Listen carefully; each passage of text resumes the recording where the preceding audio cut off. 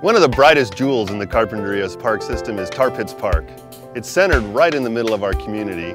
It's only accessible by pedestrian and bicycle access, but it has one of the most interesting menus of natural resources, cultural significance, and one of the most gorgeous natural beaches anywhere. When visiting Tar Pits Park, be sure to notice the tar oozing out of the hills. You can also smell the aroma of this asphalt product. The tar is used in many places, but most notably, the Shumas took advantage of its resource by lining their Tomol canoes to prevent leaks and even making water vessels waterproof. In the late 1800s, Tar Pits Park was the site of an asphalt strip mining effort. The tar, or the asphalt, was pulled from the ground in cubes by workers with hot shovels.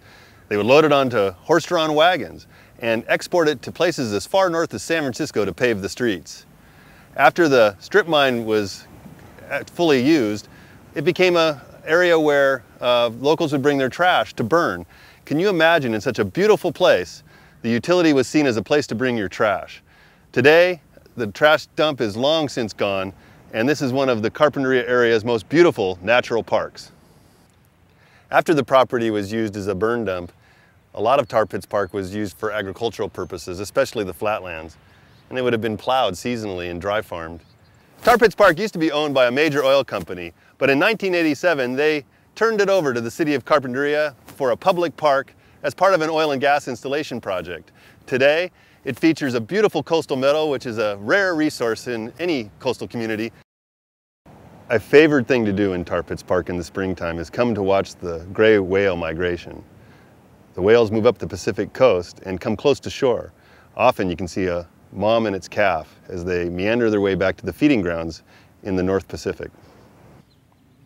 Many folks will use Tar Pits Park as their primary access on their way to the Carpinteria Harbor Seal Sanctuary.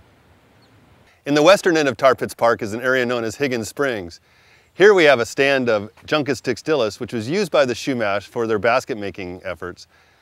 Recently, through the help of many volunteers, the city removed all of the ivies that were in the understory, choking off the plant. We think that effort will help ensure that it's here for many years to come.